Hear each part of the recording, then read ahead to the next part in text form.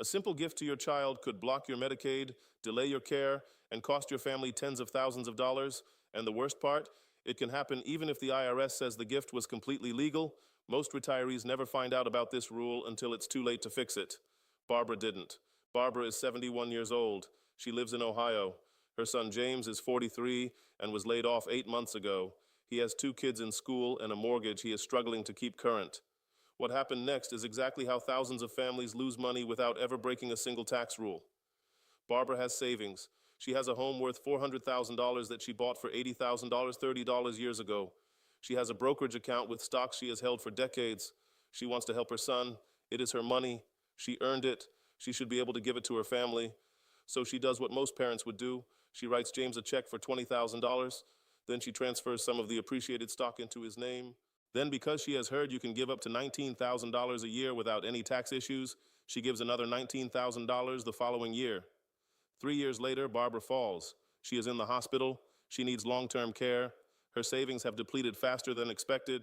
She applies for Medicaid to help cover the nursing home costs. The state looks back 5 years at every financial transaction she made, every check, every transfer, every gift. They find the $40,000 in cash and the stock transfer. They calculate a penalty period.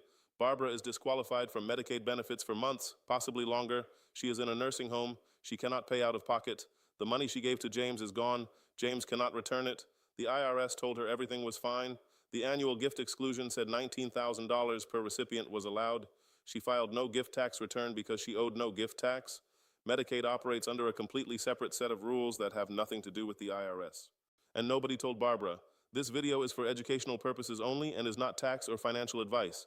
Consult a qualified tax professional and a licensed elder law attorney before making any decisions about your specific situation.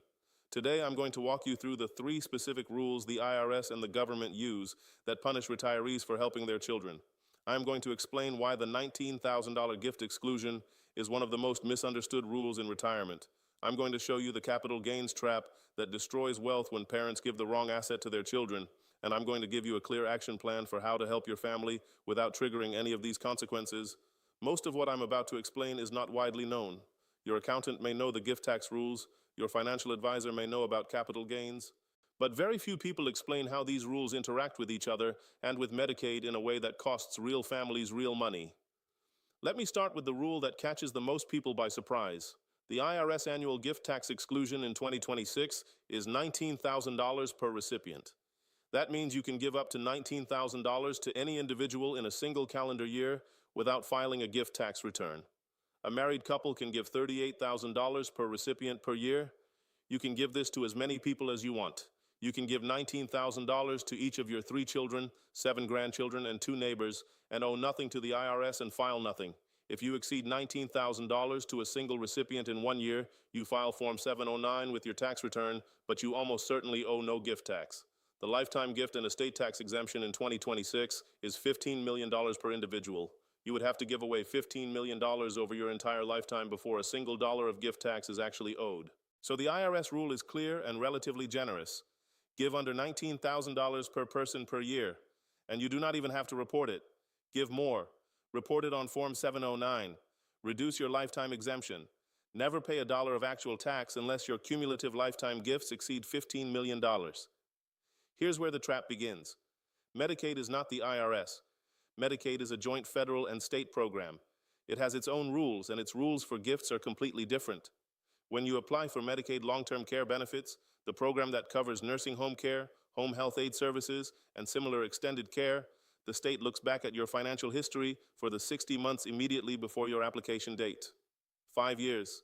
Every gift, every transfer, every asset sold below fair market value during that 5-year window is reviewed. And this is the critical distinction that destroys families. The IRS gift tax exclusion provides zero protection under Medicaid rules. None. A gift of $500 made last year can trigger a Medicaid penalty period just as surely as a gift of $50,000. The Medicaid system does not care whether you filed a gift tax return. It does not care whether you owed any gift tax. It looks only at whether money or assets left your control during the look-back window.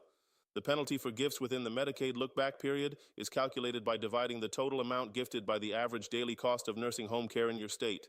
This daily cost is called the penalty divisor, and it varies by state. In a state where the average daily nursing home cost is $350, a gift of $35,000 creates a 100-day penalty period. In a state with a higher cost, the same gift creates a shorter penalty. In a lower cost state, a longer penalty. But in every state, the math works the same way. The gift amount divided by the daily rate equals the number of days you are ineligible for Medicaid benefits. The penalty for gifts within the Medicaid look-back period is real, calculated precisely, and cannot be appealed simply because you did not know about it. The resulting number is the number of days you must wait before Medicaid will pay your bills. During that penalty period, you are expected to pay for care out of pocket. If you have already spent down your assets trying to qualify for Medicaid and you have no money left and the penalty period is still running, you are in a deeply serious situation. And the penalty period does not begin until the day you are otherwise eligible for Medicaid. The clock does not start on the day you gave the gift. It starts the day you apply after spending down your assets. So the worst case is that you have given away money, spent down everything else, applied for Medicaid, and only then does the penalty period begin. This is not a theoretical risk. Long-term care is the largest unplanned expense in retirement. The median annual cost of a private room in a nursing home in the United States is over $100,000 per year. Medicare pays for skilled nursing care for up to 100 days under specific conditions. After that, it stops.